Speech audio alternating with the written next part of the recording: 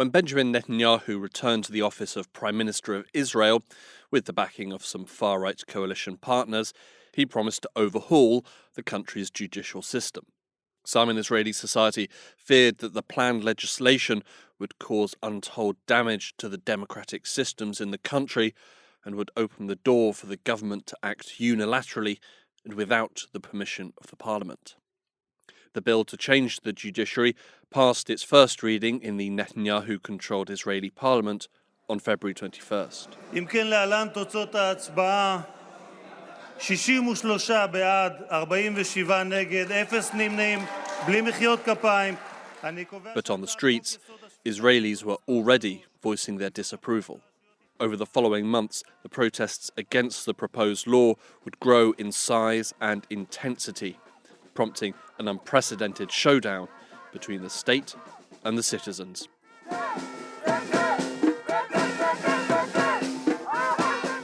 This week on the New Arab Voice, we take stock of the protest movement. Why did the protest start? Why is Netanyahu seeking to change the judiciary? And what is the state of the controversial bill today? To help us get to the bottom of these questions and more, we sat down with Amjad Iraqi, senior editor at 972 magazine in Israel and policy member of Al-Shabaka.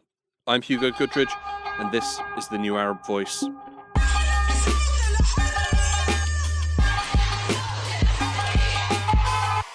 Amjad, the protests we saw recently in Israel were massive. What would we say prompted the protests? Well, the protests pretty much began as soon as the government was officially sworn in late December. And the kind of, let's say, ostensible cause was the government's primary agenda of trying to overhaul the Israeli judiciary. So that meant a series of different kind of bills and suggested laws to basically extend political power over the decision-making around who sits in the courts, over the power of the courts to decide on Knesset legislation, also kind of the not just at the Supreme Court, but also at the lower levels of the judiciary. And this was sort of the kind of main flagship agenda of these protests, saying that this was really an entry point for this far-right government led by Benjamin Netanyahu to assert much more authoritarian control over the state, to remove checks and balances, and to remove these institutions that are regarded as fundamental to Israeli democracy. Now, this is, of course, a flagship agenda, but it's really very much kind of a microcosm or entry point for a lot of other causes and grievances that a lot of Israeli society has towards this far-right government. So it's not just about the courts, it's about this kind of religious vision that the government is promoting. It is about this ability for the government to assert executive power regardless, and to kind of create Israel in its own image in a way that many, for example, secular liberal Zionists or more centrist Zionists don't appeal to. So this was kind of the thing that really galvanized a lot of people to come out into the streets, and it's only grown as the far right kind of really pulls ahead and pushes ahead with its agenda in the Knesset. As you say, these attempts to change the judicial system, or as he would say, reform the judicial system, have also been linked with his Netanyahu's ongoing personal problems with the judiciary. Perhaps you could briefly summarize what those personal problems are and how intrinsically linked are his personal problems with the judiciary and these more ideological attempts to change the judiciary. Yeah, I mean, it's no secret that Netanyahu has for several years now been under corruption charges on several kind of major cases. That trial is still kind of ongoing. For the prime minister, it's an agenda of like trying to influence and shape the court enough that will be able to get him off the hook on these corruption cases. And because Netanyahu is such a central figure in Israeli politics, the weight of his political authority has helped to really drive that issue to the forefront of his governments for quite a number of years. All that being said, even though this is the main thing that's really having him sort of push against this massive wave of protest, there is a massive system that stands behind him, that stands to gain from this assertion of political power over the courts. The Israeli right-wing camp for many, many years has really put the judiciary, and especially the Israeli Supreme Court, in its crosshairs to basically remove what they see as a kind of core obstacle to the Zionist rights agenda. This is influenced by many factors, but a very crucial one is the idea that the state needs to be able to pursue its agenda against Palestinians, especially in occupied territories, on things like annexation of the West Bank, on things like certain military practices that can't be challenged, on the discriminatory and racist laws that try to enshrine Jewish supremacy. And the Israeli right wants to do this, with the goal of ensuring that there is no ability for people to push back. And this is the pushback from Palestinians themselves, who've especially been using the Israeli courts to try to fight against and hold off these kind of plans, but also among Israelis who might also dissent or critique these issues. So there's this massive system that's really behind Netanyahu. Like, if it was just him alone, it wouldn't be enough. But the fact that there is this wider vision that's at hand, it is really what's helping to drive that. And the fact that this far right camp has this kind of rather comfortable majority right now in the Knesset, it means that it's able to really just push these through without real dissent in the Knesset. And the protests are the only thing that's really creating a bit of an opposing balance of power to try to stop that. Do you think that Netanyahu is, using the far right's ambitions for the courts for his own personal gain? He's seen that the courts are what's holding, is causing him a lot of personal problems, and he can use his new far right allies in the coalition for his own benefit, and it works for both of them, because the far right get what they want and he'll get what he wants. Is this a cynical ploy by him, or does he also share these same ideological beliefs about the courts? There's definitely a synergy of these kind of, the prime minister's personal interests and the kind of wider ideological agenda. And Netanyahu is always a bit of an enigma in many respects, and there's no secret about his kind of right-wing ideology. To the extent to which he believes it is always a bit of a question mark. But Bibi is a very tactical politician. He's a really smart prime minister, and he knows how to play the political game to his benefit. And really, what drives him very much is self-interest. So even if he, believes in some of the ideological agenda, for him, his personal survival and political survival is what comes first. But so, yeah, in many ways, this is a marriage of convenience. I mean, I don't think Netanyahu necessarily wants to be in the current coalition that he has, because especially figures like Bezalel Smotrich and Itamar Ben-Gvir, for him, kind of cause him a lot of trouble. And for many years, Netanyahu's previous governments, would pursue very similar agendas, including creeping annexation, including discriminatory laws, fulfilling this kind of right-wing vision for Israel. But he would do it very tactically. He did it very piecemeal. He had a way of going about it. And the way that the far-right parties, like the Religious Zionism Party or Tzma Yehudit, they're much more brazen. They're very out there. They want to go fast-paced. So this is a big tactical difference that exists within the coalition. And it is causing Bibi a lot of kind of trouble and concern, but Netanyahu also doesn't really have a choice. He knows that as much ruckus as this coalition is causing, it's still right now his only way to maintain his own survival. And this is the accumulation of the fact that he's alienated many of these previous right-wing partners. He even used to partner with centrist parties, and he alienated them as well. And so he's kind of holed himself into this very far-right religious coalition. So as long as that synergy still exists, he's going to try holding on to this government as long as possible. The response to these attempts to reform the judiciary was massive, on the ground, by the Israeli citizens. The protests were, I think, not unfair to say, unprecedented. The response from international governments was also pretty damning. Even the US really opened their eyes a bit and said, hey, what's going on? Do you think Netanyahu's government was surprised by the backlash to their judicial plans, both at home and abroad?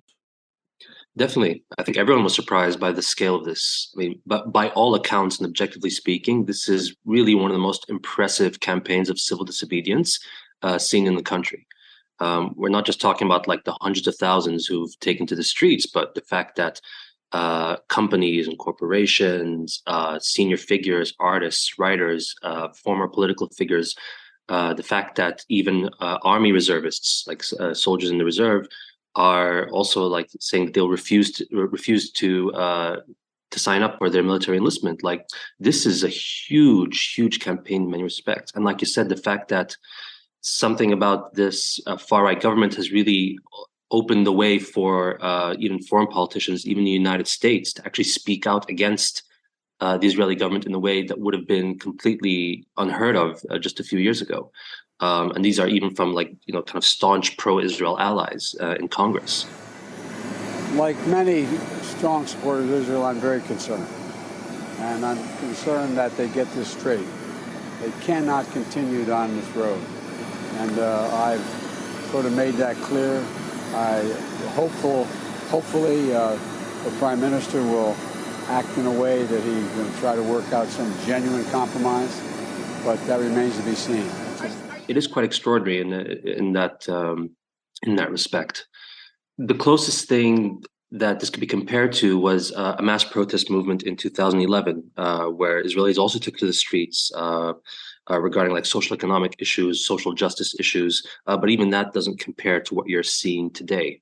And there are a lot of questions as to why this has really kind of broken that glass ceiling in many ways, but it's still being kind of used and capitalized on. But one has to see now exactly how far that's going, precisely because judicial plans for the moment have been paused. But as I mentioned earlier, the fact that there are other issues that Israeli society still has grievances with this government, we'll have to see how much that still galvanizes them in the same way that it did before. We've already mentioned that the protests were massive, and they happened over multiple weekends, and only ever really seemed to grow from weekend to weekend. I think we need to fight now, because this is the money time. This is the zero moment that we should do everything we can to stop these rules. What was the atmosphere like at the protests? With all those people there, was everyone there for the same reason? And was everyone there hoping for the same outcome? Or was it more disparate? It certainly depends who you ask. I think for most of the Jewish Israelis who've been going to the protests, they all went for different issues. Like I said, the judiciary is a flagship, but there are a lot of other kind of core causes. And you see, even in the protests, there are kind of different camps or different sections. So you have kind of like a more like militaristic or like army reservist type camp.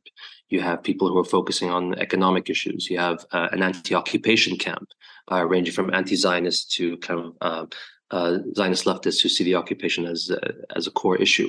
So you have all these different pieces, and so there's nothing particularly, at first glance, it almost seems like there's nothing really uniting them, but it's for them, they see this current government and this coalition as the core obstacle to all these different agendas. So they're not really all on the same page, not under discourse necessarily, but it's, again, this sort of tactical alliance to try to block this coalition, if not completely overthrow it. No matter how it takes, no matter what effort, no matter what sources we need, we'll fight for our life and for our children's life.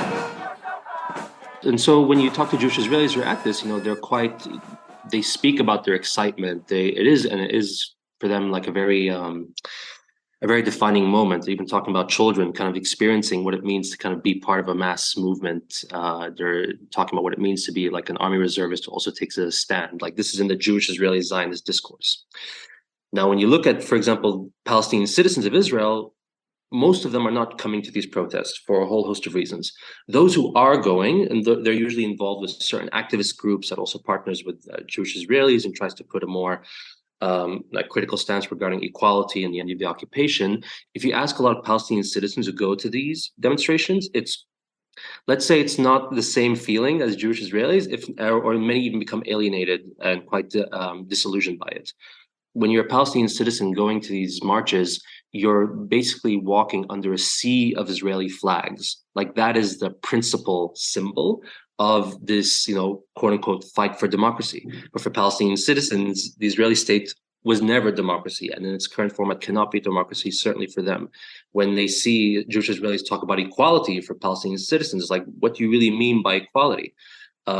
And by many accounts, most Jewish Israelis there don't want to talk about the occupation. So even though there's quite a vibrant and growing anti-occupation camp, the mainstream of these protesters don't want to hear about Palestinians. They don't want to hear from Palestinians. So there's this dissonance that really exists between these two societies and the way they're experiencing these demonstrations. And while Jewish Israelis are really, enthralled at this moment, for Palestinian citizens, it's kind of reaffirming, most Palestinian citizens at least, it's really reaffirming the bubble that exists for Jewish Israeli society about how they understand their country and their democracy and their place in this land, excuse me. We're here fighting for our democratic values, the values that this country was built on, the values that our grandparents and our parents fought for, and we're continuing that fight so that this country will continue to be the home that it is for our kids and their kids as well.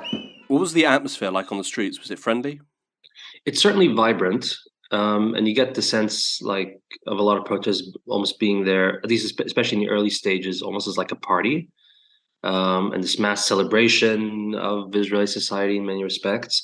As time went by, you started having Israeli police getting more aggressive towards the protesters, especially because the protesters themselves were also trying to do things like block highways, and so we're trying to be more kind of assertive in their tactics. And so when those confrontations started to happen with the police, it started getting a little bit more rowdy. But that itself was also radicalizing for a lot of Jewish Israelis. So, and it depended on different weeks and how the police were acting at certain times. Again, for Israeli society, it's one thing. For Palestinian citizens, it's a very, very different story. I mean, you say you got reservist camps, you got Zionist camps, you got anti-occupation camps. Would we say that Israel was represented as a whole, as a wide and representative selection of society at the protests? Or was it actually, despite actually the number of people there, it was actually still a relatively narrow group? It's certainly broad in many respects, but not broad enough to encompass all of Israeli society.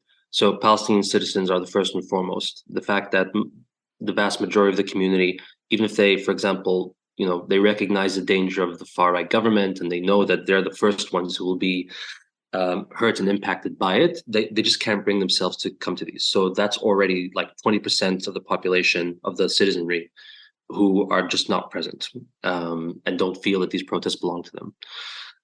But also within Jewish Israeli society itself, at least broadly speaking, or the majority speaking, most of the protesters who are going down are largely sort of Ashkenazi, white Israelis, many of them middle class or like of a higher class.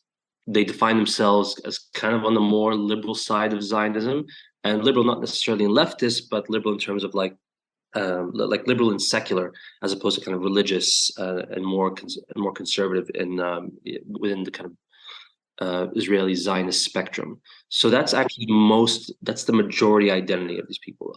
Many communities that you're not seeing, like Mizrahim, for example. It's not that there aren't sort of Mizrahi groups or Mizrahis going to these, but most Mizrahi Israelis, Jews of Middle Eastern descent, vote for the right-wing parties, or they also don't associate themselves with largely Ashkenazi-led Israeli society, who they're seeing as that they're fighting for their own privilege in the society. The far-right government, keep in mind, is really trying to champion or trying to portray itself as a champion of these more marginalized or underprivileged Jewish Israelis, Mizrahim being a huge part of them. And this is why people like Ben Gvir also has really ridden on this wave of support. Also, the big omission in all this, of course, are the Palestinians in the occupied territories.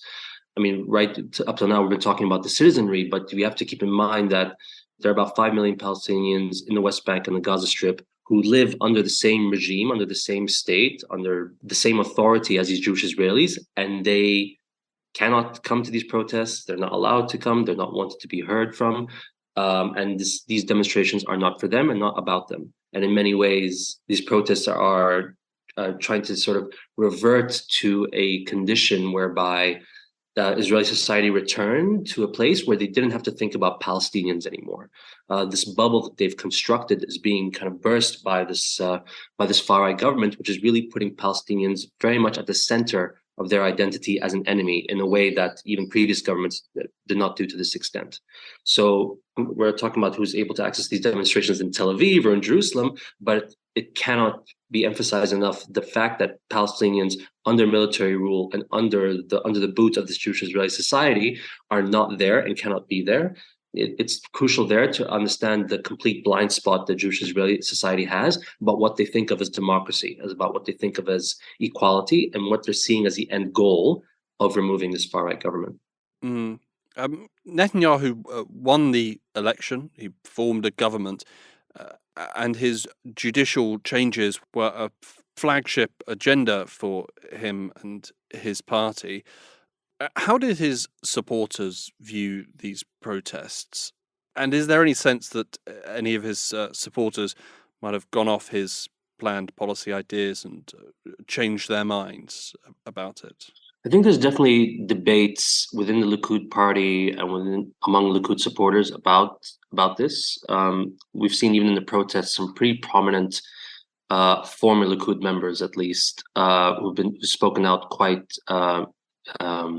passionately against Netanyahu and against what the Likud party has become in their narrative. It's hard to gauge exactly what they're all thinking and feeling. In many ways, Netanyahu has really wrapped the party around him in the sense that it's hard to think of Likud now without him. And there are obviously questions about who will take the lead afterwards, etc. But for the moment, it seems that most people are kind of sticking with it. Or even those Likud party followers or supporters might come out, let's say, against this particular kind of plan, or maybe they still identify ideologically with the party, but are saying that we don't need to attack the judiciary. Like there are some Likudniks who still perceive the courts as crucial to maintain Israeli democracy. This is kind of your more liberal Likudniks, quote unquote. And for them, it's like, we oppose this particular move, but we are still with you and still want you to be in power. So there's quite a complex nuance that exists among these followers. But again, for the moment, and it should also be added that these protesters are by no means sort of like leftist or center leftist. While you have some in them, it's actually quite a kind of conservative mainstream movement, and that mainstream identifies as Zionist centrist, and there are even a lot of right wingers who are part of this. So it's quite a complex struggle, but it really also reflects the what's really been happening in Israeli politics for the past decade plus, whereby the debate in Israeli society and politics is not between right and left, but it's really a battle within the right-wing camp. And and there are differences in certain kind of nuances and principles and agendas and identities, especially around religion and secularism. But it is this battle within the right, and I include the Israeli centrists in this, to really determine how they want to run the state. And even if they agree on a lot of core ideological premises, it's more about almost like a tactical debate, more so than a real substantive question of where is Israeli politics really trying to lead to. And you see this within the Likud party as well. Out of a sense of national responsibility, out of a will to prevent a rupture among our people, I have decided to pause the second and third readings of the bill in this session of the Knesset, in order to give time and reach that wide consensus. After weeks and weeks of protests, eventually Netanyahu did address the nation, and he said that they were suspending their attempts at judicial reform. What prompted this suspension? On one front, it was this accumulation of these demonstrations that were only growing, and this accumulation of for example, businesses and corporations starting to announce that they were going to divest or not kind of partake in certain Israeli economic activities in protest of the judicial reform. You started seeing a lot of kind of major financial institutions saying, or warning, that the Israeli economy was going to be hit severely, domestically and internationally, by this agenda. A critical piece of this was the army refusals that were happening by reservists. These weren't just combat troops. We're talking about intelligence units, and kind of most prominently also the Israeli Air Force. As the weeks went by, you started having more and more kind of elite squads and forces saying that we will not show up for duty, we will not show up for training. And this was really kind of bringing this movement up to a head. But the straw that broke the camel's back was on one day that the Israeli airports basically shut down its departures, and this was a combination of both the airport administration itself, which is also led by a prominent Likud supporter, but also the Histadrut, which is kind of like the major trade union here in Israel, which also kind of had been calling for strikes and was basically brought down the airport itself. And later on that day, that was when Netanyahu officially called off the legislation. So it really was this buildup of many things to the point that now there was this massive disruption had reached to the point where it was also going to affect literally air travel. And so this is really kind of brought it all to a head. But like I said, while this pause may have been inevitable just due to the massive amounts of pressure, it is also quite tactical. Like I mentioned, the fact that Ben Gvir got his National Guard is like an example of how the coalition still gets other parts of its agenda out there. The fact that Netanyahu has done this before, he often sometimes in the past with different kinds of laws or policies, etc., even things like the question of annexation. A few years ago, there were kind of almost driving forward legislation that would officially or like formally annex large parts of the West Bank. He also paused that, but that never meant that the goal was off the agenda, and on the contrary, it was always being pursued in different respects. So we've seen this before, and there was an expectation that a lot of Israelis would just kind of settle with this, but so far that's not been the case. They're actually quite adamant. Even immediately after the pause was made, they still came out to the streets in large numbers, and the leaders of the protest movement are saying, you know, we're not buying this, and we know that there's other things. We want to make sure that the legislation against the judiciary is completely off the table. It became a bit more dormant just because of Passover and the Jewish holidays, but the protest is still ongoing, and we'll see again once the Knesset comes back if it livens up again. But yeah, it really took this massive social economic disruption of the state to kind of force Netanyahu to be like, okay, I need to get a hold of a coalition. I need to play more tactically, and let's see what we can do through alternate routes. It's no different than all his statements. It's first of all, it's pure lies, as usual. He's just taking a break in order to come back stronger and to let the people, to send the people home. And he's, as usual, identified the weaker chain guns, and he's trying to start talking with him. It's not going to do anything. Just briefly, Ben Gvir at the end of this got this quote-unquote National Guard or personal militia, however you want to phrase it. Who are they? What are they going to be responsible for? And who might they be responsible to? Will it be Ben Gvir alone? So the details are still being worked out, but basically the way it's been envisioned is that this National Guard will be under the direct ownership of Ben Gvir himself as National Security Minister. Now, keep in mind, the National Security Ministry is an entirely new portfolio that combines many different kind of aspects of security on both sides of the Green Line under Ben Gvir itself. Like, he literally catered this ministry around himself and around his vision and seeing his role as to kind of instill or enforce security, whether it's in the occupied territories or inside the Green Line, and especially so inside the Green Line in Palestinian towns and neighborhoods, in what are called mixed cities, places like Lid, like Ramle, like Haifa, Akka, etc. And so for the moment, that seems to be what that militia will be. And this is kind of separate from the Israeli police, which also falls under his portfolio, but has its own kind of chain of command. They also have their own kind of separate interests, and they're not on board with this idea of a National Guard. So there's institutional fights that are also happening within the security establishment.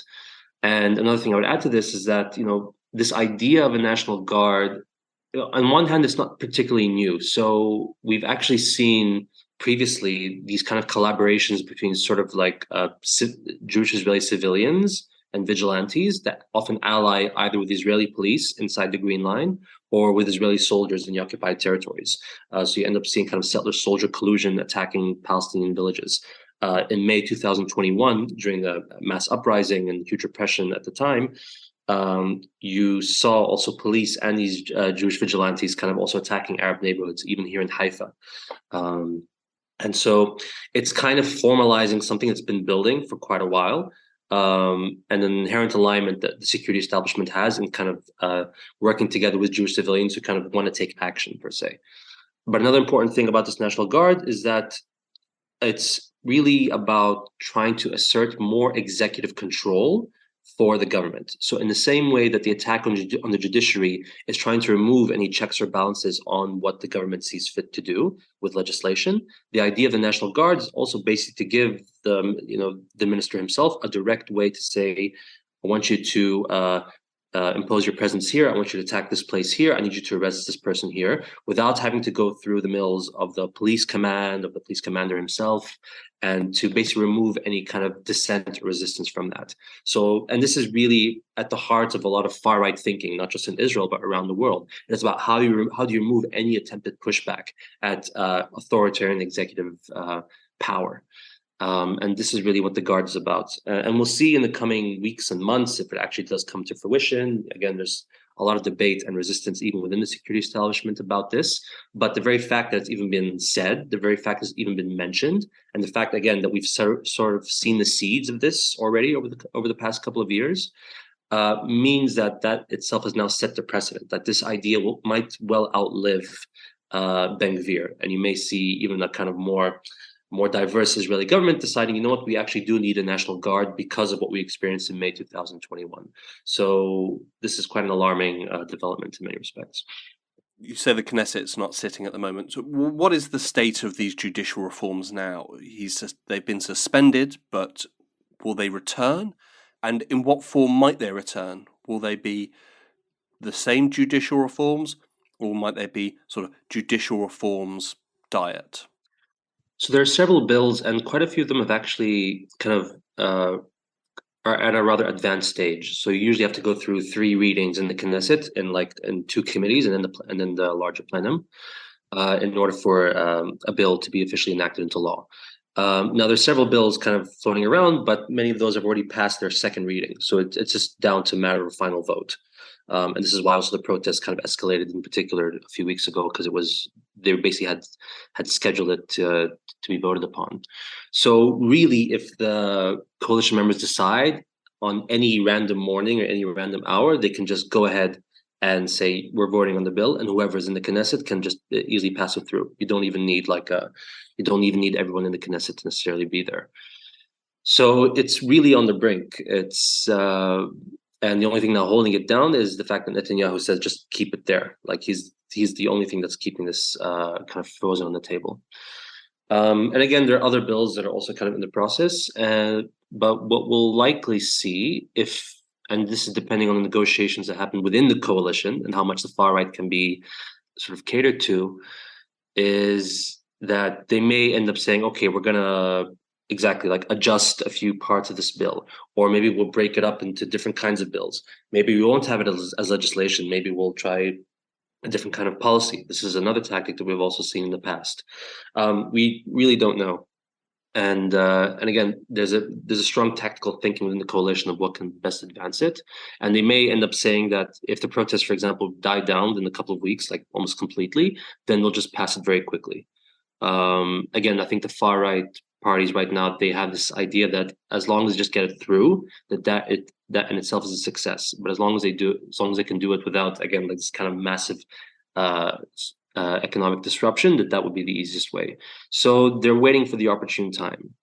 And either way, as we're seeing the government kind of accumulate more and more authoritarian direct control, they might also find that, we don't have to spend much more of our energy on judiciary. We can keep doing these other things if people are still having their eyes on the courts.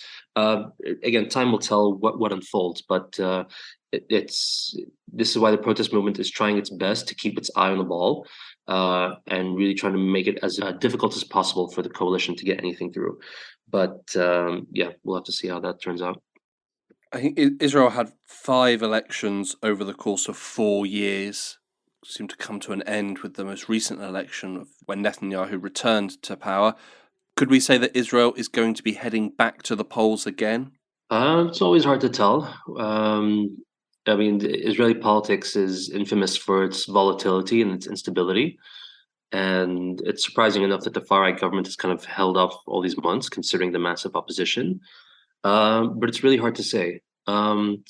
It has been interesting that in the past maybe 2-3 weeks, at least a lot of public polling has shown that like the Likud party has sort of dipped quite quite a bit in its support, and other parties like Benny Gantz's party, who's a former army chief and kind of regarded as one of the main rivals of Netanyahu, that he actually had a huge bump up in the polls.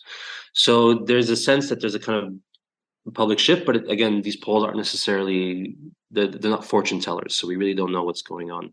And this is why also the people like Netanyahu, even though he knows that support even within his own following is decreasing, that just will make him more intent on trying to keep this coalition intact. So he will maybe give even more to the kind of more radical demands of his coalition partners. He's really in desperate survival mode. And it really comes down to how well he's able to kind of play all these different partners. And so, yeah, we really don't know if the coalition manages to break apart within a couple of months, or maybe the far-right coalition will surprise us and actually even last longer than a year or 2 years. But on the whole, it's hard to see anything particularly shifting. Part of why we've had so many consecutive elections over the past few years is that Israeli society, for the most part, is quite firm in where they stand, in their political ideas, in which political party they support. And like I said, this is really just a battle within the right-wing camp, and more about who can fulfill their goals in an easier way that doesn't disrupt or cause problems for Jewish Israeli society. For the moment, there isn't much to say that there'll be like a big recalibration. I mean, keep in mind that the opposition parties that are opposing the current government and the anti-judiciary agenda, they don't have the numbers to actually run a Knesset. And it's not just in terms of Jewish Israeli society, but the fact that many of the Jewish Israeli opposition parties, led like centrists like Yair Lapid or Benny Gantz, Avigdor Lieberman, they have no interest in partnering seriously with the Arab political parties in the Knesset, the ones that represent Palestinian citizens, which at the moment are Ra'am, which is the Islamist party that was in the previous government of change and is now in the opposition, and Hadash Ta'al, kind of like a communist liberal alliance led by Ayman Odeh and Ahmed Tibi. And for these the Jewish Israeli opposition parties, they don't see themselves as partners with these Arab politicians, which is rather stark. Like the two Arab parties have a lot of kind of core similarities, but Ra'am was very willing to ally with right-wing parties in order to be in the government, and Hadash Ta'al is much more adamant against that. They're trying to create a center-left bloc, and both those political strategies are actually being rejected. When you see the meetings of the heads of the Jewish Israeli opposition parties, they don't invite Ayman Odeh or Ahmed Tibi or Mansour Abbas. And that's in the Knesset, that's 10 seats at the moment. And that's not even mentioning Palestinian citizens who voted for a party that didn't cross the threshold, or that didn't vote at all. And so just those numbers wise, they can't defeat Netanyahu. They can't get rid of this far-right government. And if they want to do so, they have to ally with members of the far-right coalition or with the Haredi parties, which have also really absorbed and aligned with a lot of these far-right ideas. So this is kind of, again, showing this contradiction of what the Israeli opposition conceives as real democracy and equality. Their conception of democracy does not really want to include Palestinian citizens. Their conception of equality cannot really dream of the idea that Arabs inside the state have full equal rights, and not just kind of a few economic budgets here, or like some better social economic infrastructure. They cannot engage with these Arab parties. They still see them as beyond the pale, and their ideas of full equality and anti-occupation as beyond the pale. So this is the kind of the dilemma that also these parties are facing, and really shows again the depths to which Israeli politics has really kind of ossified itself against Palestinians, even those inside the state. We'll see what an election ends up, what an election brings, and everything can also change, and different alliances always occur, and a lot of this again falls down to what happens with the Likud party and Netanyahu. But for the moment, we are not seeing anything to really break this ice that has been with us for the past couple of years. Amjad Araki, thank you very much for all of that. That was fascinating stuff, and thank you for joining us. Thank you so much.